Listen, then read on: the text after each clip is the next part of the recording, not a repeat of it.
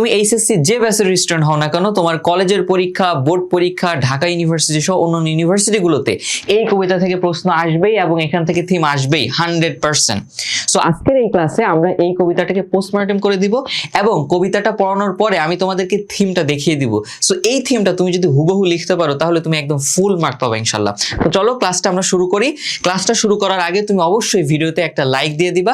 চাইলে তুমি ভিডিওটা তোমার টাইমলাইনে শেয়ার করে রেখে দিতে পারো যাতে তুমি ভিডিওটা পরবর্তীতে হারিয়ে না ফেলো। তো চলো আমরা ক্লাসটা শুরু করি। আমাদের এখানে কি বলছে, আমাদের কবিতার নাম হচ্ছে Those Winter Sundays। আচ্ছা, those শব্দের অর্থ কি? আমরা জানি হচ্ছে those is these এর প্লুরাল, তাই না? these মানে হচ্ছে এইগুলো, those মানে হচ্ছে ওইগুলো বা সেইগুলো, তাই না? তাহলে এখানে উইন্টার শব্দের অর্থ কি? উইন্টার শব্দের অর্থ হচ্ছে শীতকাল, হ্যাঁ শীত। আর সানডেজ শব্দের অর্থ কি? সানডে শব্দের অর্থ হচ্ছে রবিবার, যেহেতু এখানে এস রয়েছে তার মানে রবিবার গুলো, হ্যাঁ রবিবার গুলো। আবার এখানে কিন্তু সেইগুলো, দুইবার আমরা তো গুলো ব্যবহার করতে পারবো না, তাই না? তাহলে আমাদের অর্থটা কেমন হবে? আমাদের অর্থটা হবে সেই শীতের রবিবার গুলো, সেই শীতের রবিবার গুলো। কোন শীতের রবিবার গুলো? এখানে নরমালি তোমার রবিবারের কথা কেন হচ্ছে স্পেশালি বলা হলো, তাই না? একটা প্রশ্ন আসে না? তো এটা হচ্ছে আমরা কবিতা পড়ানোর সময় বলে দিব, হ্যাঁ কেন এখানে রবিবারের কথা বলা হয়েছে। তো দেখো ক্লাসটা মনোযোগ দিয়ে করো। ক্লাসটা হচ্ছে তোমার কবিতাটা লিখেছে হচ্ছে রবার্ট হাইডেন। ওকে, এখানে কি বলতেছে? সানডেজ রবিবার গুলো।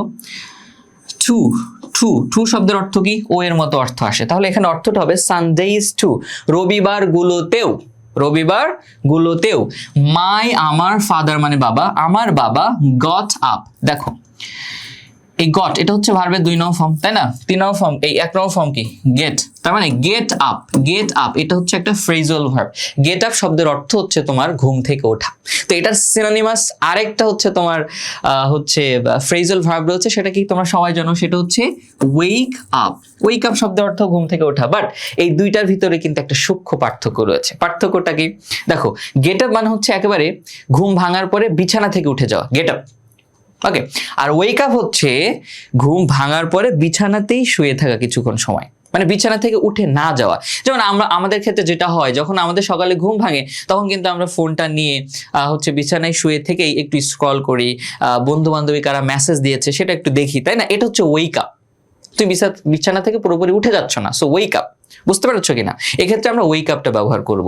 আচ্ছা, আমি তোমাদেরকে একটা ইংরেজি এক্সাম্পল দিই। আমি বললাম যে I normally wake up at 6 AM but get up at 6:30 AM।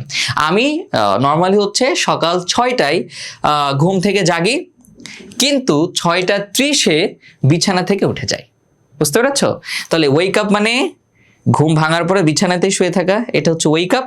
R get up মানে হচ্ছে একেবারে বিছানা থেকে উঠে যাওয়া, গেট আপ। ওকে, তাহলে বাংলায় হচ্ছে দুইটার অর্থ হচ্ছে উঠে যাওয়া, বাট সূক্ষ্ম এই পার্থক্যটা কিন্তু তোমাকে জানতে হবে কখন কোনটা ইউজ করতে হবে। ওকে, যাই হোক আমরা জেনে নিলাম। এখন এখানে আমাদের কি বলছে যে আর্লি, আর্লি আর্লি মানে কি? সকাল সকাল, তাই না? তো আর্লিটা নর্মাল হচ্ছে অ্যাডভার্ব, কি? অ্যাডভার্ব, তাই তো? কারণ হচ্ছে এখানে এটা তোমার ভার্বকে মডিফাই করেছে যে আমার রবিবার গুলোতেও আমার বাবা সকাল সকাল উঠে যেতেন। এই যে উঠে যেতেন, হ্যাঁ তো কখন? সকাল সকাল। তাহলে এই যে আর্লি এটা হচ্ছে তোমার এই যে ভার্বটা আছে গেট আপ, উঠে যাওয়া, ঘুম থেকে ওঠা, এটাকে মডিফাই করতেছে। সো এটা হচ্ছে তোমার নর্মালি অ্যাডভার্ব হয়েছে, তাই না? অ্যাডভার্ব হয়েছে। কিন্তু আর্লিটা কিন্তু অ্যাডজেক্টিভও হতে পারে। কি হতে পারে? অ্যাডজেক্টিভ হতে পারে। এখান থেকে কিন্তু মেডিকেল সহ ইউনিভার্সিটিগুলোতে প্রশ্ন এসেছিল। ওকে, আমি তোমাদেরকে দেখাই। দেখো তোমার পার্টস যেটা আমরা নির্ণয় করি, এটা অবস্থানের উপরে ডিপেন্ড করে তোমার পার্টস অফ স্পিচ বলতে কোন একটা শব্দ তোমার নাউন হতে পারে, অ্যাডজেক্টিভ হতে পারে, অ্যাডভার্ব হতে পারে। মানে অবস্থানের উপর ভিত্তি করে শব্দটা কোথায় আছে সেই অবস্থানের উপর ভিত্তি করে শব্দটার পার্টস অফ স্পিচ ভিন্ন হতে পারে। যেমন আর্লিটা এখানে কি? অ্যাডভার্ব হয়েছে। আমি যদি বলি আর্লি বার্ড, কি? আর্লি বার্ড বা আর্লি মর্নিং, আর্লি রাইজার, ঠিক আছে কি না? এরকম। তো আর্লি বার্ড, এখানে দেখো বার্ডটা কি? নাউন না? বার্ডটা কি? নাউন। তাহলে নাউনের আগে কি বসে? অ্যাডজেক্টিভ বসে। দেখো তাহলে এখানে আর্লিটা কিন্তু অ্যাডজেক্টিভ হয়ে গেছে, খুব ইম্পর্টেন্ট। এইটাই আসছে হুবহু, হ্যাঁ পরীক্ষাগুলোতে, ইউনিভার্সিটি পরীক্ষাগুলোতে। তাহলে আর্লিটা নর্মালি অ্যাডভার্ব, আমরা সবাই জানি আর্লি অ্যাডভার্ব, এটা তো অ্যাডভার্বের বাইরে হইতেই পারে না। কিন্তু এটার পরে যখন নাউন থাকবে তখন কিন্তু সেটা অ্যাডজেক্টিভ হয়ে যাবে। বুঝতে পেরেছো? তাহলে এই জিনিসটা একটু খেয়াল করবা। তাহলে বলতেছে যে সানডেজ টু রবিবার গুলোতেও মাই ফাদার আমার বাবা গট আপ, হ্যাঁ ঘুম থেকে উঠতেন আর্লি, সকাল সকাল। বলতেছে রবিবার গুলোতেও আমার বাবা সকাল সকাল ঘুম থেকে উঠতেন। ওকে, আচ্ছা, তারপরে কি করতেন বলছে এন্ড এবং put his clothes on। দেখো put something on, put STH মানে কি সামথিং, ডিকশনারিতে STH মানে ডিকশনারিতে তুমি যখন STH লেখা দেখবা এটার অর্থ হচ্ছে সামথিং। ওকে, তো put something on শব্দের অর্থ হচ্ছে কোনো কিছু পরা, পরা না কিন্তু, পরা না, হ্যাঁ বাংলায় পরা, পরা আমরা যখন জামা কাপড় পোশাক বা যে কোনো কিছু হচ্ছে আমরা পরি, সে জুতা হোক টুপি হোক আর যাই হোক, এটার ক্ষেত্রে আমরা পরা, পরা র, হ্যাঁ পরা ইউজ করা অনেকে, এটা ভুল। দেখো তাহলে তোমার এখানে কি হচ্ছে, পুট সামথিং অন শব্দের অর্থ হচ্ছে যে কোনো কিছু পরা, সেটা জুতা হোক জামা হোক হোয়াট এভার। যেমন আমি বললাম পুট ইউর ক্যাপ অন, তোমার টুপিটা পরে নাও। আবার আমি বললাম যে পুট ইউর পাঞ্জাবি অন, তুমি তোমার পাঞ্জাবিটা পরে নাও, ঠিক আছে কিনা? ওকে, তাহলে এখানে কি হচ্ছে এন্ড এবং পুট হিজ ক্লোথস, ক্লোথস, হ্যাঁ ক্লোথস, এখানে একটা জয়ের মতো উচ্চারণ হবে, জয়ের মতো, এটা প্রোনাউন্সিয়েশন কিন্তু ক্লোথ পড়ো তোমরা, এটা ক্লোথস, এখানে জয়ের মতো একটা উচ্চারণ হবে। So put his clothes one, তার জামা কাপড় পরে নিতেন, জামা কাপড় পরে নিতেন। ইন দা, কখন? In the blue black, blue black cold, cold শব্দের অর্থ হচ্ছে ঠান্ডা, ব্লু ব্ল্যাক, ব্লু ব্ল্যাক শব্দের অর্থ হচ্ছে কনকনে, ব্লু ব্ল্যাক কোল্ড শব্দের অর্থ হচ্ছে কনকনে ঠান্ডায়, হ্যাঁ কনকনে ঠান্ডা। তাহলে কি বলতেছে এখানে, এবং কনকনে ঠান্ডায় তার পোশাক পরে নিতেন, কনকনে ঠান্ডার ভিতরে। তাহলে আমরা একবার অর্থ করি এবং বুঝাই দিই বিষয়টা কি হচ্ছে, যে রবিবারগুলোতেও আমার বাবা সকাল সকাল ঘুম থেকে উঠতেন এবং কনকনে ঠান্ডার ভিতরে তার জামা কাপড় পরে নিতেন। দেখো বিষয়টা কি, সানডেজ এই শব্দটা কেন ইউজ করা হলো, বলছে রবিবারগুলোতেও তিনি সকাল সকাল উঠতেন, তার মানে অন্যান্য দিনগুলোতে উঠেন, অন্যান্য দিনগুলোতে তো উঠেনি, রবিবারে ওঠার স্পেশালিটা কি এখানে, বিশেষত্বটা কি এখানে, কেন রবিবারের দিনটাকে হচ্ছে এখানে বিশেষ করে হাইলাইট করা হলো? দেখো বিষয়টা বুঝতে হবে যে পাশ্চাত্যের দেশগুলোতে, মানে হচ্ছে তোমার আমেরিকা, ইউকে, কানাডা, এই সকল দেশগুলোতে উইকেন্ড এই শব্দটার সাথে তোমরা পরিচিত আছো আমি আশা করি। উইকেন্ড একটা শব্দ আছে, এটার অর্থ হচ্ছে সাপ্তাহিক ছুটি। তো এই সকল দেশগুলোতে সাপ্তাহিক ছুটি বা উইকেন্ড হচ্ছে 2 দিন, শনি আর রবি। বাংলাদেশে উইকেন্ড কবে তাহলে বলো তো? বাংলাদেশে উইকেন্ড কিন্তু শুক্র এবং শনিবার। তাহলে এই যে উইকেন্ড, ওই সব দেশের তোমার সাপ্তাহিক ছুটি শনি এবং রবিবার। তো এই সাপ্তাহিক ছুটির দিনগুলোতে তারা হচ্ছে নর্মালি একটু বিশ্রাম করেন, কারণ পুরো সপ্তাহব্যাপী তারা কঠোর পরিশ্রম করে, কঠোর পরিশ্রম করার পরে 2 দিন ছুটি পায়। তো এই 2 দিন ছুটিতে তারা হচ্ছে দেখা যায় মুভি দেখতে যায়, ঘুরতে যায়, ঠিক আছে কিনা, তারপর হচ্ছে সকালে একটু দেরিতে ঘুম থেকে উঠে একটু বিশ্রাম করে, তাই না? কিন্তু এখানে কি হয়েছে, এখানে তার বাবা রবিবার কি বলতেছে দেখো, শীতের এখানে কিন্তু কনকনে ঠান্ডার ভিতরে, কনকনে ঠান্ডা একটা কথা আছে, তার মানে তার বাবা কনকনে ঠান্ডার ভিতরে একদম ভোরবেলা ঘুম থেকে উঠে যেতেন, ঠিক আছে কিনা? নর্মালি যেটা হয় যে খুব যদি ঠান্ডা পড়ে তখন হচ্ছে আমাদের ঘুম ভাঙতে দেখা যায় হচ্ছে ছুটির দিনগুলোতে 11টা 12টা বেজে যায়, কিন্তু তার বাবা এখানে কি হচ্ছে কনকনে ঠান্ডার ভিতরে এই সকাল সকাল ঘুম থেকে উঠে তিনি তার জামা কাপড় পরে নিতেন। দেখো এখানে বিষয়টা বুঝো। এবার দেন তারপর কি করতেন, দেন উইথ দিয়ে, কি দিয়ে, ক্রাকড হ্যান্ডস। দেখো এই যে ক্রাকড হ্যান্ডটা কি এখানে নাউন না, তাহলে ক্রাকডের আগে এই যে ক্রাকড, এটা কিন্তু এখানে অ্যাডজেক্টিভ হয়েছে, কি হয়েছে, অ্যাডজেক্টিভ হয়েছে। দেখো ক্রাক শব্দটা আমি ভেঙে বলি, ক্রাকটা এখানে অ্যাডজেক্টিভ হয়েছে ইডি যুক্ত হয়ে ক্রাক, সিআরএসি কি ক্রাক, এটা ভার্ব হতে পারে, সিআরএ কি করলাম ক্রাক, এটা হচ্ছে কিন্তু তোমার নাউন হতে পারে, নাউন, হ্যাঁ যখন নাউন হবে তখন এটার অর্থ হবে ফাটল, কি হবে, ফাটল। আমি যেমন বললাম যে there is a crack in the wall, হ্যাঁ অলে একটা ফাটল রয়েছে, in the wall, ইন বললাম কারণ ফাটলটা কিন্তু দেয়ালের ভিতরে, বাইরে না। ওকে, এখন ক্রাক এটা নাউন, ফাটল যখন ভার্ব হিসেবে ব্যবহৃত হবে তখন এটার অর্থ কি হবে, যখন ভার্ব হিসেবে ব্যবহৃত হবে তখন এটার অর্থ হবে ভাঙা, ব্রেক, ভাঙা। জানি বললাম দ্য গ্লাস হ্যাজ বিন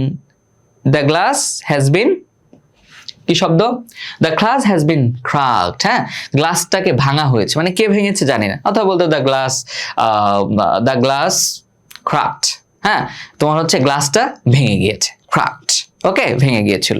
তাহলে ভার্ব ক্র্যাক মানে ভাঙা। আবার দেখো ক্র্যাকের কিন্তু আরেকটা অর্থ রয়েছে, সেটা হচ্ছে সমাধান করা, কি করা, সমাধান করা মানে সলভ। যেমন আমি বললাম যে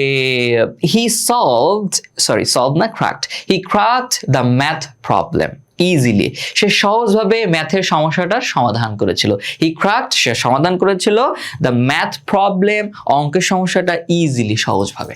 ঠিক আছে, তাহলে আমরা কিন্তু জেনে ফেললাম ক্র্যাক বুঝতে পারছো কিনা? আচ্ছা, তাহলে এখানে ক্র্যাকটা কি অ্যাডজেক্টিভ হয়েছে, তাহলে এখানে অর্থ হবে ভাঙা ভাঙা হাতে। হ্যাঁ, ভাঙা ভাঙা হাতে বা ফাটল ধরা হাতে। বলছে দেন তারপরে উইথ দিয়ে, ক্র্যাকড মানে কি ভাঙা ভাঙা, হ্যান্ডস মানে হাত, ভাঙা ভাঙা হাতে, ফাটল ধরা হাতে, দ্যাট যেগুলো, দেখো দ্যাট এটা রিলেটিভ প্রোনাউন দ্বারা তার আগের নাউনকে বোঝায়। হ্যাঁ, তাহলে দ্যাট দ্বারা এখানে এই যে তোমার ক্র্যাকড হ্যান্ডস এটাকে বোঝাচ্ছে। তাহলে এখানে কি বলছে, দেন ফাটল ধরা হাতে বা ভাঙা ভাঙা হাতে, দ্যাট যেগুলো বলতে যে ভাঙা ভাঙা হাতগুলো, দেখো এই যে এইটা কিন্তু একটা ভার্ব। এই শব্দের অর্থ হচ্ছে ব্যথা করা। যেমন আমি বললাম মাই হেড ইজ এইকিং, আমার মাথা ব্যথা করতেছে। সো তুমি এটাকে অন্যভাবে বলতে পারো, সেটা হচ্ছে যে আই হ্যাভ হেডেক, আমার একটা ব্যথা, আমার মাথা ব্যথা আছে, ওকে, বা আমার মাথা ব্যথা করতেছে। সো এইটা কিন্তু এখানে ভার্ব। যে ফাটা ফাটা হাতগুলো এই ব্যথা করতো, হ্যাঁ, কিসের কারণে ব্যথা করতো? ফ্রম থেকে বা কারণে, লেবার শব্দের অর্থ হচ্ছে শ্রম বা পরিশ্রমের কারণে যে ফাটা ফাটা হাতগুলো ব্যথা করতো। পরিশ্রমটা কখন? দেখো ইন দ্য উইকডে। উইকডে শব্দটা কি? দেখো আমি তোমাদেরকে একটু আগে শিখেছি উইকেন্ড মানে সাপ্তাহিক ছুটি, আর উইকডে মানে হচ্ছে এই সাপ্তাহিক ছুটি যে 2 দিন, শনি এবং রবিবার বাদে যে দিনগুলো আছে এটাকে বলা হয় উইকডে। মানে আমরা এখানে অর্থ ধরতে পারি কাজের দিন। কারণ হচ্ছে এই 2 দিন বাদে বাকি দিনগুলোতে তারা কাজ করে, এটাকে উইকডে বলা হচ্ছে, তার মানে কি এটা কাজের দিনকে বলা হচ্ছে। ওকে, সো বলছে যে শ্রমের কারণে, পরিশ্রমের কারণে, কখন? In the weekday. ঠিক আছে, কাজের দিনের ওয়েদার শব্দের অর্থ কিন্তু আবহাওয়া, কাজের দিনের আবহাওয়ার কারণে। আচ্ছা দেখো এখানে অর্থটা কেমন আসবে, তাহলে বলতেছে দেন তারপরে ভাঙা ভাঙা হাতে যে হাতগুলো, হ্যাঁ, কাজের দিনের আবহাওয়ার পরিশ্রমের কারণে ব্যথা করতো। অর্থাৎ বাকি যে 5 দিন, সাপ্তাহিক 2 দিন ছুটি বাদে বাকি যে 5 দিন তার বাবা কাজ করতো, এই কাজের ফলে তার বাবার হাতগুলো ফেটে গিয়েছিল, ভেঙে গিয়েছিল। ঠিক আছে, ফেটে গিয়েছিল আর কি, এবং এটা খুবই ব্যথা করতো। ঠিক আছে, এটা খুবই ব্যথা করতো। তো বলতেছে এই হাত দিয়ে, এই ফাটল ধরা হাত দিয়ে যে হাত ব্যথা করতো কাজের দিনগুলোতে পরিশ্রমের করার কারণে, তো এই হাত দিয়ে কি করতো? দেখো মেড ব্যাংড ফায়ার এর অর্থ কি?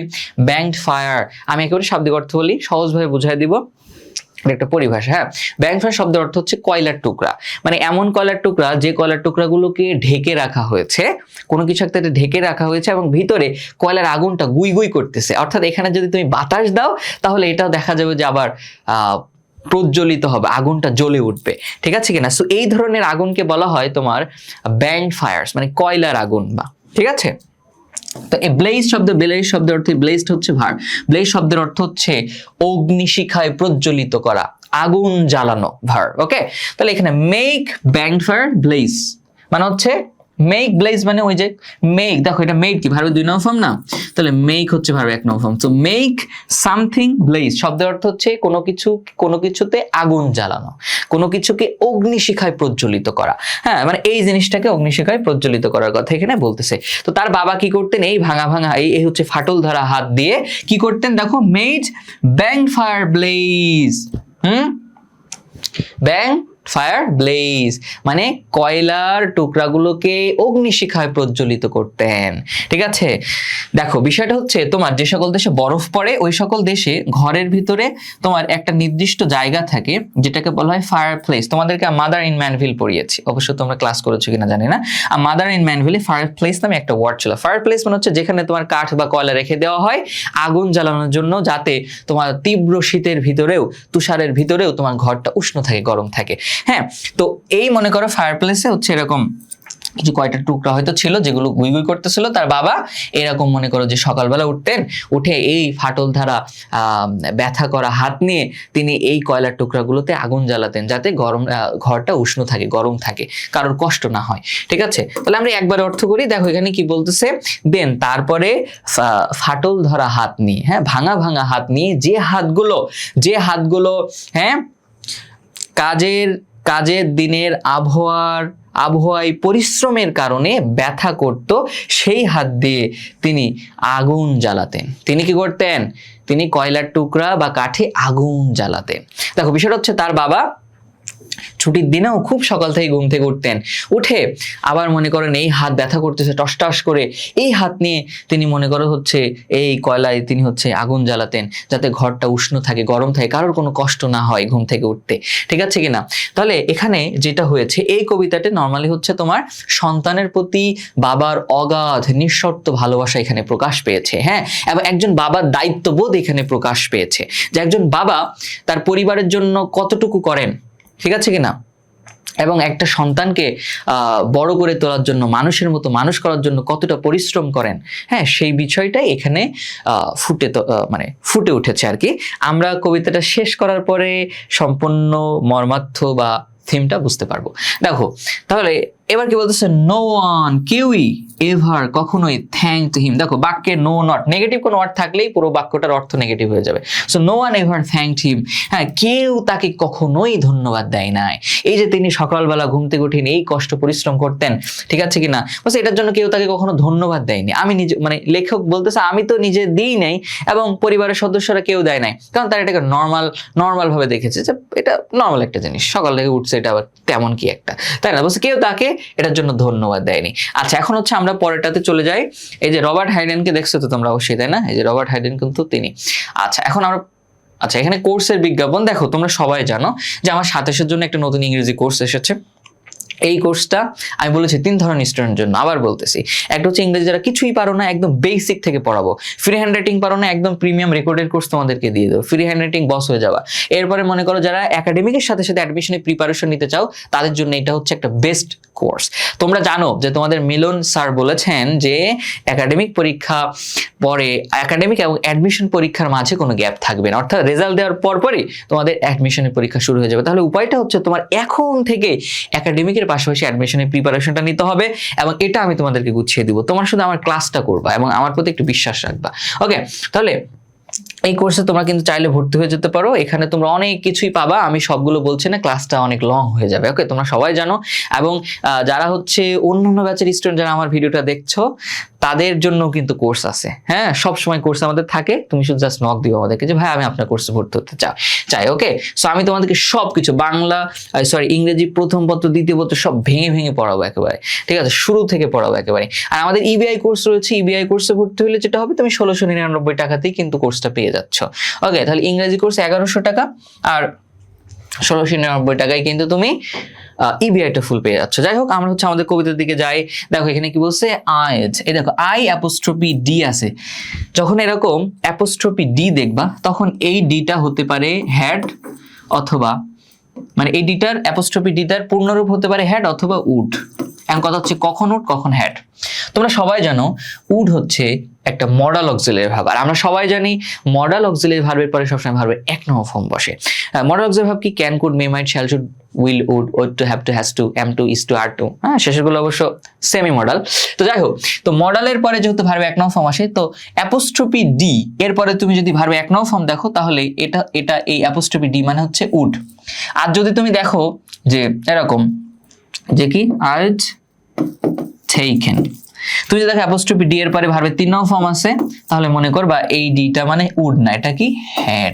তাহলে আমাদের এখানে কি এটা উড। তাহলে হচ্ছে আই উড ওয়েক, ওয়েক মানে কি জাগা, হ্যাঁ, বলছে আই উড ওয়েক, আমি জাগতাম, ঘুম থেকে আমি জাগতাম, আমি উঠতাম, এন্ড হিয়ার, শুনতাম, আমি ঘুম থেকে জাগতাম এবং শুনতাম কি দ্য কোল্ড মানে ঠান্ডা, শীত, স্প্লিন্টারিং, দেখো স্প্লিন্টার এটা একটা ভার্ব। স্প্লিন্টার শব্দের অর্থ কি, স্প্লিন্টার শব্দের অর্থ কি বলো, স্প্লিন্টার শব্দের অর্থ হচ্ছে ভেঙে টুকরা টুকরা হয়ে যাওয়া, বুঝতে পেরেছো। আমি বললাম দ্য গ্লাস স্প্লিন্টার্ড, হ্যাঁ, মানে গ্লাসটা ভেঙে টুকরা টুকরা হয়ে গিয়েছিল।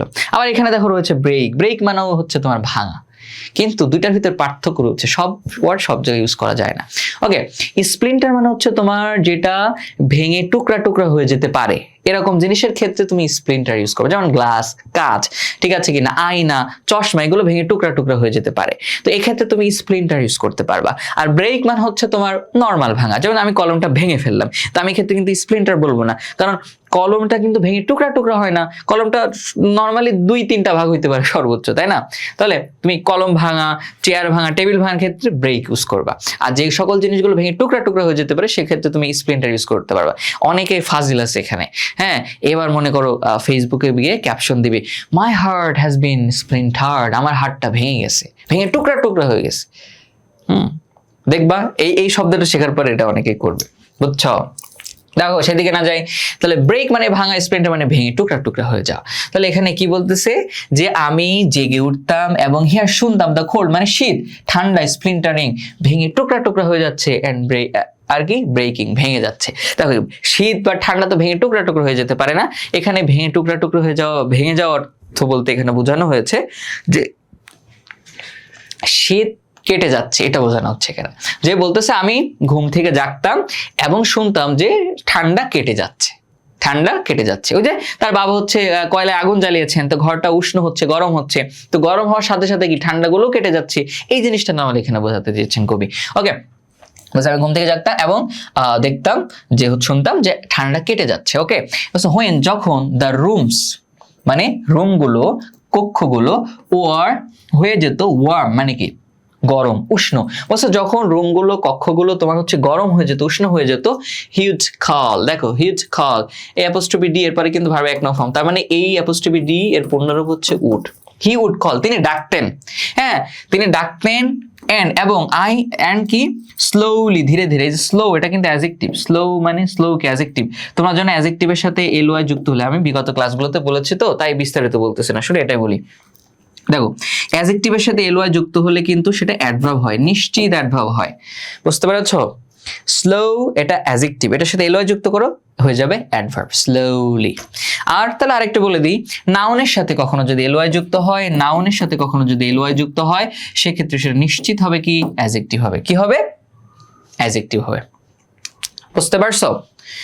ওকে, যেমন আমি তোমাদেরকে বলে দিচ্ছি, দেখো ফ্রেন্ড মানে কি বন্ধু, তাই না? ফ্রেন্ড মানে বন্ধু, এটা নাউন না, তো এটার সাথে এলওয়াই যুক্ত করো, এটা হয়ে যাবে অ্যাডজেক্টিভ। আবার মনে করো হ্যাভেন, হ্যাভেন মানে কি স্বর্গ, এটা একটা নাউন, তাই না? এটার সাথে এলওয়াই যুক্ত করে দিবে, এটা হয়ে যাবে অ্যাডজেক্টিভ, হ্যাভেনলি স্বর্গীয়, বুঝতে পেরেছো না? হ্যাভেনলি হ্যাপিনেস, স্বর্গীয় সুখ, ঠিক আছে? আচ্ছা, তো বলতেছে যে আই অ্যান্ড স্লোলি ধীরে ধীরে, আই উড রাইজ আমি জেগে উঠতাম, অ্যান্ড ড্রেস, ড্রেসটা এখানে ভার্ব হিসেবে ব্যবহৃত হয়েছে, ড্রেসটা নাউন হতে পারে, ভার্ব হতে পারে। ড্রেস যখন নাউন হবে তখন অর্থ হবে পোশাক, আর যখন ভার্ব হবে তখন অর্থ হবে পোশাক পরা। ওকে, তো বলতেছে আমি ধীরে ধীরে উঠতাম এবং পোশাক পরে নিতাম, ঠিক আছে? এখানে আমি কত জিনিস তোমাদেরকে পড়াচ্ছি, এগুলো তোমার যে কত জায়গায় কাজে লাগবে, বুঝছো? তুমি অ্যাডমিশনে পরীক্ষা দিতে বসে আমাকে ধন্যবাদ দিবা, শিওর আমি, বুঝতে পারছো? কারণ আমি তোমাদেরকে কিচ্ছু বাদ রাখি না, সব ভেঙে ভেঙে পড়াই, এবং এগুলো তোমার জীবনের, তুমি চাকরির পরীক্ষা দাও, অ্যাডমিশন দাও, বিসিএস দাও, সব ক্ষেত্রে তোমার লাগবে, ঠিক আছে কিনা? আমি কিন্তু ফাঁকিবাজি পড়াইতে পারি না। অনেকে বলে ভাইয়া এত মানে কিছু কিছু স্টুডেন্ট আছে না বেশি ফাজিল, এ মনে করো পারে একটা জিনিস, তো আমি ওইটাকে ভেঙে পড়াচ্ছি, ও কমেন্ট করবে ভাইয়া এত ভেঙে ভেঙে কেন পড়ান, এগুলো তো আমি পারি। আরে ভাই তুমি পারো, কিন্তু সব স্টুডেন্ট তো পারে না, সবাইকে তো শিখতে হবে, সবাইকে তো আমার শেখাতে হবে। তুমি যদি পেরে থাকো তাহলে এটা তোমার রিভিশন হয়ে গেল, যদি না পারো তাহলে একটা নতুন জিনিস শিখলা, তাই না? এই হচ্ছে কথা। আচ্ছা, তাহলে এখানে কি বলছে যে যখন রুমগুলো গরম হয়ে যেত তিনি ডাকতেন এবং স্লোলি এবং ধীরে ধীরে আমি জেগে উঠতাম, ঘুম থেকে উঠতাম এবং জামা কাপড় পরে নিতাম। দেখো তার বাবা কিন্তু সকালে ঘুম থেকে উঠেই ডাকতেন না, ঘুম থেকে উঠতে যদি কষ্ট হয় এজন্য তিনি আগে আগুন জ্বালাতেন, তারপরে ঘরটাকে উষ্ণ করতেন, উষ্ণ করার পরে তারপর সবাইকে ডাকতেন, যাতে ওই শীতের সকালে ঘুম থেকে উঠতে সহজ হয়, কারোর হচ্ছে কষ্ট পেতে না হয়, ঠিক আছে কিনা? আচ্ছা, এরপর বলতেছে দেখো এই যে ফিয়ারিং, এই যে তিনি উঠতেন কেন, ফিয়ারিং ভয় পেয়ে, যে ফিয়ার এটা একটা ভার্ব, ফিয়ার মানে ভয় পাওয়া। যেমন আই ফিয়ার মাই ড্যাডি আ লট, আমি আমার বাবাকে অনেক ভয় পাই। হ্যাঁ, আই ডোন্ট হ্যাভ, আবার ফিয়ারটা কিন্তু নাউন হতে পারে, হ্যাঁ, I don't have any fear of swimming in the pond, আমার পুকুরে সাঁতার কাটার ব্যাপারে কোনো ভয় নাই। ওকে, তো নাউন হতে পারে, ভার্ব হতে পারে। আচ্ছা, ফিয়ারিং ভয় পেয়ে, দ্য ক্রনিক শব্দের অর্থ কি? একটা অর্থ হচ্ছে চিরস্থায়ী, যেমন ক্রনিক ডিজিজ চিরস্থায়ী রোগ, যেটা লং লাস্টিং রোগ। আর ক্রনিক শব্দের অর্থ হচ্ছে তীব্র, কঠিন। হ্যাঁ, অ্যাঙ্গার্স মানে কি রাগ, বলছে ফিয়ারিং দ্য ক্রনিক অ্যাঙ্গার্স, তীব্র রাগ, কঠিন রাগকে ভয় পেয়ে, অফ দ্যাট হাউস ওই বাড়ির তীব্র মানে তার বাবা জোরে জোরে বকতো। মানে আমাদের ক্ষেত্রে কিন্তু হয়, সকালবেলা আমরা যদি ঘুম থেকে উঠতে দেরি করি, আমাদের হচ্ছে বাবা মা কিন্তু আমাদেরকে বকাঝকা করেন, যেটা আমার ক্ষেত্রেও হয়েছে আর কি। ওকে, তো বলছে ওই বাড়ির অর্থাৎ তার বাবের, তার পিতার তীব্র কঠিন রাগকে ভয় করে হচ্ছে তিনি কি করতেন, ধীরে ধীরে ঘুম থেকে উঠতেন এবং জামা কাপড় পরে নিতেন। আমরা একবার অর্থ করি, এরপরে চলে যাব। দেখো বলছে আমি এটা হয়ে গেছে, বলছে যখন রুমগুলো উষ্ণ হয়ে যেত তিনি ডাকতেন এবং ধীরে ধীরে আমি ঘুম থেকে জাগতাম, জামা কাপড় পরে নিতাম। হ্যাঁ, ওই বাড়ির তীব্র কঠিন রাগকে ভয় করে, মানে তার বাবা হচ্ছে তাকে হয়তো বকাঝকা করতো দেরিতে উঠলে, তাই। আবার কোর্সের বিজ্ঞাপন এসেছে, তোমরা কোর্সে ভর্তি হয়ে যেত। আমি একই কথা আর বলছি না বারবার, হ্যাঁ বলছি না, ক্লাসটা লং হয়ে যাবে, তোমরা ভর্তি হয়ে যেতে পারো। আচ্ছা দেখো এরপরে কি বলতেছে আমাদের লাস্ট প্যারা, কি বলতেছে, স্পিকিং, কথা বলতাম, স্পিক মানে কথা বলা, ইনডিফারেন্টলি টু হিম, এটা খুবই ইম্পর্টেন্ট একটা প্রিপোজিশন। দেখো ইনডিফারেন্ট টু মানে হচ্ছে উদাসীন, এটা একটা অ্যাডজেক্টিভ। হ্যাঁ, ইনডিফারেন্ট এটা একটা অ্যাডজেক্টিভ, এটা ইনডিফারেন্ট টু শব্দের অর্থ হচ্ছে উদাসীন। আমি বললাম he is indifferent to his studies, সে তার পড়ালেখার ব্যাপারে উদাসীন, বুঝছো? আর ইনডিফারেন্টের সাথে এটা অ্যাডজেক্টিভ না, তো এটার সাথে এলো যুক্ত করলে আমি বলেছি নিশ্চিতভাবে এটা অ্যাডভার্ব হয়ে যাবে, তাই না? তাহলে এখানে ইনডিফারেন্টলি মানে হচ্ছে উদাসীন ভাবে, টু হিম তার প্রতি, যে স্পিকিং ইনডিফারেন্ট টু হিম, তার সাথে উদাসীন ভাবে কথা বলতাম। মানে ছোট ছিলেন তো, বলছে যে এই বাবা সকাল সকাল ঘুম থেকে উঠতো, তার বিরক্ত লাগতো, এত সকাল সকাল ঘুম থেকে ওঠা যায় নাকি? তো তিনি বলতেছেন যে বাবা যখন কোনো প্রশ্ন করতো বা কোনো কিছু জিজ্ঞাসা করতো, তখন তার সাথে উদাসীন ভাবে কথা বলতো, অর্থাৎ তাকে পাত্তা দিতাম না, কোনো কেয়ার করতাম না, এরকম একটা কথা বলতেছে। দেখো বিষয়গুলো শেষে গিয়ে বুঝতে পারবো। এরপর বলতেছে হু, যিনি, এই যে বলছে যে তার সাথে উদাসীন ভাবে কথা বলতাম। হ্যাঁ, হু, যিনি বলতে যে বাবা হ্যাঁ ড্রাইভেন আউট, তোমাদেরকে মাদার ইন ম্যানভিলে আমি কিন্তু এই ফ্রেজাল ভার্বটা পড়িয়েছি। ড্রাইভেন এটা ভার্বের 3 নম্বর ফর্ম না, এটা 1 নম্বর ফর্ম কি ড্রাইভ, ঠিক আছে? ড্রাইভ আউট এটা একটা ফ্রেজাল ভার্ব। ড্রাইভের শব্দ অর্থ হচ্ছে তাড়িয়ে দেওয়া, দূর করা। মাদার, আমি তোমাদের কোন অর্থ কোথায় পড়ে আমার সব মনে থাকে, বুঝতে পারছো? সো ড্রাইভ আউট শব্দের অর্থ কিন্তু তাড়িয়ে দেওয়া, দূর করা। তো বলতেছে যে হু, যিনি হ্যাঁ ড্রাইভেন আউট তাড়িয়ে দিতেন, দূর করতেন, দ্য কোল্ড ঠান্ডা, যিনি ঠান্ডা দূর করতেন।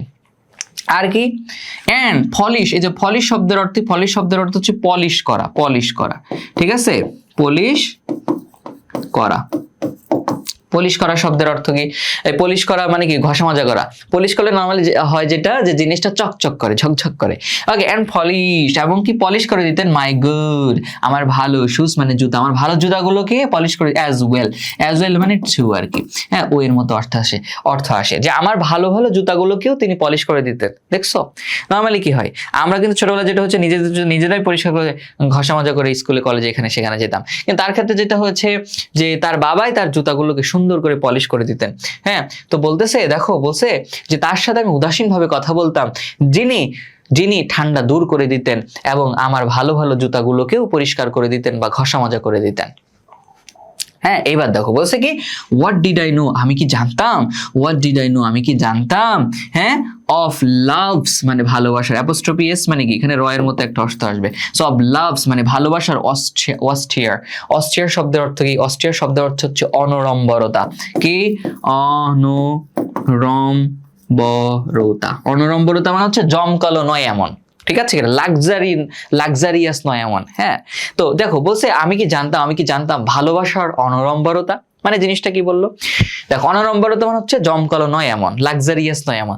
অর্থাৎ তিনি ছোট যখন ছিলেন তখন তিনি মনে করতেন যে ভালোবাসাটা প্রকাশ পায় হচ্ছে জমকালো জিনিসের মাধ্যমে, লাক্সারিয়াস জিনিসের মাধ্যমে। অর্থাৎ ভালোবাসা প্রকাশ পায় তখন যখন হচ্ছে বাবা ফ্যান্সি রেস্টুরেন্টে খাওয়াতে নিয়ে যাবে, ভালো জামা কাপড় কিনে দিবে, ঠিক আছে কিনা, এখানে সেখানে ঘুরতে নিয়ে যাবে, হ্যাঁ যা বলবো সেটা কিনে দিবে, এটাই তো ভালোবাসা। তিনি মনে করতেন ছোটবেলায় যে ভালোবাসা মানে হচ্ছে এগুলোই, ভালোবাসা মানে কি এগুলোই। কিন্তু যখন তিনি বড় হলেন তখন তিনি বুঝতে পারলেন যে জমকালো জিনিসের ভিতরে ভালোবাসা আছে।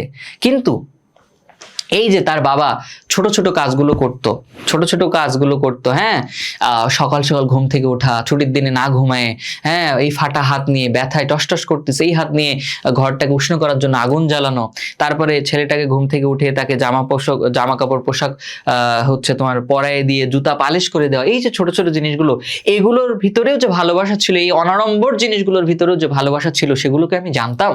তিনি ছোট যখন ছিলেন তখন তিনি বুঝতে পারেন না, যখন তিনি বড় হয়েছেন তখন তিনি বুঝতে পেরেছেন যে এই সবগুলোই আসলে বাবার ভালোবাসা ছিল আমার প্রতি, কিন্তু তিনি এটা বুঝতে পারেন না। তাই বড় হয়ে তিনি এই কবিতাটা লিখেছেন, বুঝতে পেরেছেন? বাবার প্রতি কৃতজ্ঞতা স্বরূপ তিনি বাবাকে কোনো ভালোবাসি বলতে পারেন নাই, তাই এই কবিতাটা লিখেছেন। হ্যাঁ, যে আমি কি জানতাম ভালোবাসার অনরম্বরতা, অর্থাৎ অনরম্বর জিনিস, হ্যাঁ সাদামাটা জিনিসের ভিতরেও যে ভালোবাসা থাকে, এটাকে আমি জানতাম। আবার এগুলো কি হচ্ছে এন্ড, এবং কি লোনলি অফিস। লোনলি মানে কি নির্জন, নিঃসঙ্গ। অফিস শব্দের অর্থ তোমরা জানো অফিস আদালত, তাই না? কিন্তু এখানে অফিস শব্দের অর্থ রেসপন্সিবিলিটি, দায়িত্ব। বুঝতে পারছো? তো বলতেছে আমি কি জানতাম হচ্ছে তোমার ভালোবাসার অনরম্বরতা এবং নিঃসঙ্গ দায়িত্ব সম্পর্কে। নিঃসঙ্গ দায়িত্ব বলতে দেখো, তার হচ্ছে মা ছিলেন না, তো তার বাবা নিজেই একজন মা এবং বাবার ভূমিকায় অবতীর্ণ হয়েছিলেন। হ্যাঁ, একটা নিঃসন্তানকে মানুষের মতো মানুষ করে গড়ে তোলার জন্য, ঠিক আছে কিনা, উচ্চশিক্ষায় শিক্ষিত করার জন্য তার বাবা একাধারে মা এবং বাবার ভূমিকায় বা দায়িত্বে অবতীর্ণ হয়েছেন। অর্থাৎ তিনি তার সন্তানকে একাই মানুষ করেছিলেন, একাই বড় করে তুলেছিলেন, তার পাশে কেউ ছিল না, তিনি নিঃসঙ্গ ছিলেন। তা বলতেছে এই যে নিঃসঙ্গ দায়িত্ব, হ্যাঁ এই ভালোবাসার এই নিঃসঙ্গ দায়িত্ব সম্পর্কে আমি জানতাম। হ্যাঁ, ভালোবাসা মানেই যে শুধু এই লাক্সারিয়াস জিনিস এটা নয়, ভালোবাসা মানে যে দায়িত্ব, এই জিনিসটাকে আমি বুঝতাম তখন। তার বাবা যে তাকে তো ফেলে দিতে পারতো, এখানে তার বাবা অন্য জায়গায় বিয়ে করতে পারতো, কিন্তু তার বাবা কি করেছেন, সন্তানটাকে নিজের কাছে রেখেছেন, ঠিক আছে কিনা, অন্য জায়গায় বিয়ে করেন নাই, নিজের কাছে রেখে নিজেই হচ্ছে সন্তানটাকে বড় করে তুলেছেন, নিঃসঙ্গ দায়িত্ব পালন করেছেন। তাই বলছে এই ভালোবাসার নিঃসঙ্গ দায়িত্ব সম্পর্কে কি আমি জানতাম। এখানে এই জিনিসটা, অর্থাৎ এই পুরো কবিতাটাতেই হচ্ছে সন্তানের প্রতি বাবার ভালোবাসা, দায়িত্ববোধ, এই জিনিসটা এখানে তোমার ফুটে উঠেছে। বুঝতে পেরেছো? ক্লিয়ার? আচ্ছা, আই থিঙ্ক তোমরা বুঝতে পেরেছো। এখন দেখো লোনলি এই জিনিসটা কিন্তু অ্যাডজেক্টিভ। দেখো এই লোন মানে লোনটাও কিন্তু অ্যাডজেক্টিভ। লোনটা অ্যাডজেক্টিভ মানে একা, নিঃসঙ্গ। Loan adjective. আমি বলেছি অ্যাডজেক্টিভের সাথে এলওয়াই যুক্ত করলে কি হয়, সেটা অ্যাডভার্ব হয়। কিন্তু এই লোন শব্দের সাথে তুমি যদি এলওয়াই যুক্ত করো, এটা কিন্তু অ্যাডভার্ব হবে না, এটা অ্যাডজেক্টিভই থাকবে। এটা হচ্ছে প্রত্যেক ভাষায় কিছু এক্সেপশনাল জিনিস থাকে, ব্যতিক্রম থাকে, এটা হচ্ছে একটা ব্যতিক্রম। সো লোনও অ্যাডজেক্টিভ, লোনলিও হচ্ছে অ্যাডজেক্টিভ। মনে থাকবে, খেয়াল করবা, খুবই গুরুত্বপূর্ণ জিনিস কিন্তু। তাহলে আমরা কিন্তু কবিতাটা পড়ে ফেললাম। আই থিঙ্ক তোমাদের কোনো বুঝতে সমস্যা হয় নাই। তোমরা হচ্ছে একটা জিনিস আমাকে জানাবা, সেটা হচ্ছে তোমরা কে কোন ব্যাচ থেকে ক্লাসটা দেখছো আমাকে জানাবা। আর এটা কিন্তু একদম শেষের দিকে আমি দেখবো, যারা কমেন্ট করবো আমি মনে করবো শেষ পর্যন্ত ক্লাসটা দেখছে। সো স্যালুট তোমাদেরকে যারা শেষ পর্যন্ত ক্লাস দেখছো, এবং তোমাদের জন্য অনেক দোয়া থাকবে যাতে তোমরা অ্যাডমিশন, বোর্ড পরীক্ষা সব জায়গায় ভালো করতে পারো। এখন আমরা থিমটা পড়বো, এই থিমটা তুমি যদি লিখো একদম ফুল মার্ক পাবো ইনশাল্লাহ। হ্যাঁ, আমার কিন্তু থিমের শিট আছে, যাদের লাগবে আমাকে জানাবা। দেখো ওই থিমের শিট আমি তোমাদের কোর্সে যেটা করব, ফুল এরকম যত কবিতা আছে, তোমাদের কবিতা এত ভেঙে চুরে কেউ পারবে না, অনেক কঠিন কবিতা কিন্তু আছে, আমি সব কবিতা ভেঙে চুরে একদম ধ্বংস করে দেবো, তোমাদেরকে মাথায় একদম গেঁথে যাবে। হ্যাঁ, তোমাদের যেটা হয় তোমরা থিম পারো না, আরে থিম পারবা কি করে, তুমি তো কবিতার অর্থই বুঝো না, অর্থ বুঝলেও থিম লিখতে পারবে না। তো আমি তোমাদের থিমও দিয়ে দিব, কবিতাও বুঝাই দিব, একদম মনে করে একাডেমিক অ্যাডমিশন ফুল ক্লিয়ার। ঠিক আছে কিনা? যারা এখনো ভর্তি হয় না, কোর্সে ভর্তি হয়ে যাও, একদম দুর্দান্ত একটা কোর্স হবে। দেখো এরপর বলছে ইন দিস পোয়েম, এই কবিতায় দ্য পোয়েট মানে কবি হ্যাজ ডিসকাসড আলোচনা করেছেন। কি সম্পর্কে আলোচনা করেছেন? দেখো এটা খুব খুব সুন্দর একটা ওয়ার্ড, বুঝতে পারছো? দেখো এটা অনেকেই ভুল করে। আমি আজকে যেদিন তোমাদের ভিডিওটা দিচ্ছি, এই দিন আসিফ মাহমুদ হচ্ছে তোমার একটা বক্তব্য দিয়েছে ইংরেজিতে আর কি। তো এখানে তিনি ডিসকাসের পরে অ্যাবাউট ইউজ করেছেন। কি ইউজ করেছেন? অ্যাবাউট ইউজ করেছেন। কিন্তু ডিসকাসের পরে অ্যাবাউট হয় না, ঠিক আছে?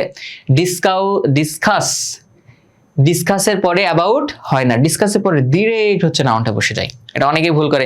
অনেকে বলে যে today I will discuss about climate change, আজকে আমি ক্লাইমেট চেঞ্জ সম্পর্কে আলোচনা করবো। এই যে ডিসকাস সম্পর্কে, তাহলে অ্যাবাউট দিতে হবে, ভুল, বলতে হবে today I will discuss climate change. ঠিক আছে, ক্লিয়ার? এটা মনে রাখবা। হ্যাঁ, এটা কিন্তু তোমাদের অ্যাডমিশনে লাগবে এবং অনেক জায়গায় লাগবে। দেখো এই কবিতায় দ্য পোয়েট মানে কবি হ্যাজ ডিসকাসড আলোচনা করেছেন কি সম্পর্কে? আনরেকগনাইজ। রেকগনাইজ এটা একটা ভার্ব, এটার অর্থ হচ্ছে তোমার হ্যাঁ চিনতে পারা, জানতে পারা। আনযুক্ত করেছে না, আনরেকগনাইজ মানে অজানা, অচেনা। বলছে এই কবিতায় কবি অচেনা, প্যারেন্টাল মানে পিতৃ, লাভ মানে ভালোবাসা, এন্ড কি বলতেছে এরপরে? স্যাক্রিফাইস মানে কি? ত্যাগ। বলছে এই কবিতায় কবি, হ্যাঁ এই কবিতায় কবি এই যে ফর হিজ চাইল্ড মানে সন্তানের প্রতি, বলছে এই কবিতায় কবি সন্তানের প্রতি পিতৃ ভালোবাসা এবং সন্তানের প্রতি অদেখা বা অচেনা পিতৃ ভালোবাসা এবং ত্যাগের কথা নিয়ে আলোচনা করেছে। আমরা জানি, আমরা কবিতাটা পড়েছি, এটা বিস্তারিত ব্যাখ্যা করা কিছু নাই। ইট শোজ, এটা দেখিয়েছে। এখানে ইট বলতে কোন জিনিসটাকে বোঝাচ্ছে? ইট এ হচ্ছে পোয়েম যে প্রোনাউন, হ্যাঁ, এই সরি, ইট প্রোনাউনটা হচ্ছে পোয়েম নাউনের পরিবর্তে ব্যবহৃত হয়েছে। ইটটা কখন ব্যবহৃত হয়? ইট হচ্ছে বস্তু, প্রাণী, বেবি, চাইল্ড, এই সকল বিষয়ের ক্ষেত্রে কিন্তু ইট প্রোনাউনটা ব্যবহৃত হয়। বলছে ইট, এটা বলতে এই কবিতাটা শোজ, দেখিয়েছে হাউ, কি হবে, অ্যাক্ট মানে কি, কাজ, কর্মকাণ্ড, অ্যাক্টস অফ লাভ, ভালোবাসার কর্মকাণ্ড। বলে না যে তুমি আমাকে যে ভালোবাসো, তুমি কাজের মাধ্যমে দেখাও, সো অ্যাক্টস অফ লাভ। ওকে, বলছে কিভাবে অ্যাক্টস অফ লাভ, ভালোবাসার কর্মকাণ্ড, ভালোবাসার কাজগুলো আর অফেন এক্সপ্রেস মানে কি, প্রকাশ করা, এটা প্যাসিভে রয়েছে, তাই না? এই যে বি ভার্ব প্লাস V3 প্যাসিভে আছে, যে ভালোবাসার কর্মকাণ্ডগুলো প্রকাশ করা হয়, অফেন অ্যাজ অ্যাডভার্ব, হ্যাঁ, প্রায়ই ভালোবাসার কর্মকাণ্ডগুলো প্রকাশ করা হয় থ্রু, মধ্য দিয়ে, হার্ড ওয়ার্ক, কঠোর পরিশ্রম, কোয়াইট কেয়ার মানে নীরব যত্ন, এন্ড স্মল ছোট ছোট, আননোটিস, দেখো নোটিস এটা একটা ভার্ব, নোটিস শব্দের অর্থ হচ্ছে লক্ষ্য করা, হ্যাঁ, আর আননোটিস এটা তো এখানে অ্যাডজেক্টিভ হয়েছে, যেহেতু জেস্টার হচ্ছে এখানে নাউন, তাহলে আননোটিসড, অদেখা, অচেনা, ঠিক আছে কিনা? আর জেস্টার শব্দের অর্থ এখানে আচরণ। হ্যাঁ, বলতেছে যে এই কবিতাটা দেখিয়েছে কিভাবে ভালোবাসা প্রায় কঠোর পরিশ্রম, নীরব যত্ন, ছোট ছোট এবং অদেখা আচরণের মধ্য দিয়ে প্রকাশ পায়, তাই না? আমরা কিন্তু দেখেছি, রাদার দেন ব্যতীত, ওয়ার্ড শব্দ ব্যতীত, বলছে আমরা তো শব্দের মাধ্যমে ভালোবাসা প্রকাশ করি, আই লাভ ইউ, আমি তো অনেক ভালোবাসি, তোমাকে ছাড়া বাঁচবো না, তাই না? তো অনেকভাবে প্রকাশ করি, কিন্তু এখানে শব্দ না, এখানে যে ভালোবাসাটা প্রকাশ পেয়েছে সেটা শব্দ না, এখানে ভালোবাসাটা প্রকাশ পেয়েছে ছোট ছোট কাজের মাধ্যমে, হ্যাঁ, ছোট ছোট হচ্ছে তোমার নীরব যত্ন, কেয়ারের মাধ্যমে, কঠোর পরিশ্রমের মাধ্যমে এখানে ভালোবাসাটা প্রকাশ পেয়েছে, সেই জিনিসটা এখানে বলছে। এই যে এখানে বলছে এন্ড, এবং হাউ, কিভাবে ইন ইউথ মানে যৌবনে, হ্যাঁ, কিভাবে যৌবনে, উই অফেন আমরা প্রায়, ফেইল মানে ব্যর্থ হই, টু অ্যাপ্রিশিয়েট মূল্যায়ন করতে, অ্যাপ্রিশিয়েট শব্দের অর্থ একটা হচ্ছে প্রশংসা করা, আর একটা অর্থ হচ্ছে মূল্যায়ন করা, এখানে মূল্যায়ন অর্থ হবে টু অ্যাপ্রিশিয়েট দেম, হ্যাঁ, দেম এটা কিসের পরিবর্তে ব্যবহৃত হয়েছে বলো? এই দেমটা কিন্তু এখানে জেস্টারের পরিবর্তে ব্যবহৃত হয়েছে। ওকে, এই যে দেম, এটা এই প্রোনাউনটা হচ্ছে ব্যক্তি হোক, বস্তু হোক, যাই হোক, পৃথিবীর সব বহুবচনের ক্ষেত্রে ব্যবহৃত হয়, তো এখানে অবজেক্ট হিসেবে ব্যবহৃত হয়েছে, বুঝছো না? তো বলতেছে দেয়ার অবজেক্ট দেম, বলতেছে এই যে জিনিসগুলো আমরা হচ্ছে মূল্যায়ন করতে ব্যর্থ হই, বলছে এবং কিভাবে যৌবনে আমরা এই আচরণগুলো, হ্যাঁ, মূল্যায়ন করতে ব্যর্থ হই, সেটাও এখানে দেখিয়েছে। একবার অর্থ করে বলতেছে যে এই কবিতাটা দেখিয়েছে কিভাবে ভালোবাসার কর্মকাণ্ডগুলো কঠোর পরিশ্রম, নীরব যত্ন, ছোট এবং হচ্ছে তোমার অদেখা আচরণ, শব্দ ব্যতীত অদেখা আচরণের মাধ্যমে প্রকাশ পেয়েছে, এবং কিভাবে যৌবনে আমরা সেগুলোকে মূল্যায়ন করতে ব্যর্থ হই। তাহলে ক্লিয়ার? হ্যাঁ, এই থিমটা তুমি লিখবা, ইনশাল্লাহ তোমার ফুল মার্ক দেবে ইনশাল্লাহ। তোমার কলেজের পরীক্ষায় হয়তো দিতে পারে, কলেজের টিচাররা ফালতু হচ্ছে নাম্বার দেয় না, বোর্ড পরীক্ষায় তুমি নাম্বার পাবা। ওকে, তাহলে আশা করি তোমরা হচ্ছে কবিতাটা বুঝতে পেরেছো, থিমটা বুঝতে পেরেছো। শেষে আরেকবার আমার কোর্সের বিজ্ঞাপনটা দিয়ে যাচ্ছি তোমাদের, এই কোর্সটায় তোমরা চাইলে ভর্তি হয়ে যেতে পারো, ঠিক আছে? ডিসকাউন্ট লাগে আমাকে বলবা। হ্যাঁ, ডিসকাউন্ট বলতে হচ্ছে ডিসকাউন্ট নরমালি থাকে না, 1100 টাকাতে আমরা ভর্তি করি, তো মাঝে মধ্যে ডিসকাউন্ট থাকে, যেমন 1100 টাকার কোর্স মাঝে মধ্যে আমরা 999 টাকায় করে দিই, কিন্তু এটা হচ্ছে সব সময়ের জন্য না, তো একটু খোঁজ নিলে তুমি পারবা। ওকে, তো এই কোর্সটা তুমি ভর্তি হতে পারো, ফ্রি হ্যান্ড রাইটিং ক্লিয়ার হয়ে যাবে, একাডেমিক ক্লিয়ার হয়ে যাবে, অ্যাডমিশন ক্লিয়ার হয়ে যাবে, ঠিক আছে কি না? ইংলিশে বেসিকের সমস্যা থাকলে বেসিক ক্লিয়ার হয়ে যাবে, সব ক্লিয়ার হয়ে যাবে। তো সবাই ভর্তি হয়ে যাবে, হ্যাঁ। আর তোমাদের সাথে আমার নেক্সট ক্লাসে ইনশাআল্লাহ দেখা হবে। আমার জন্য সবাই দোয়া করবা, তোমাদের জন্য অনেক বেশি দোয়া থাকবে। সবাই অনেক বেশি ভালো থেকো। আল্লাহ হাফেজ, টেক কেয়ার, বাই বাই, আসসালামু আলাইকুম।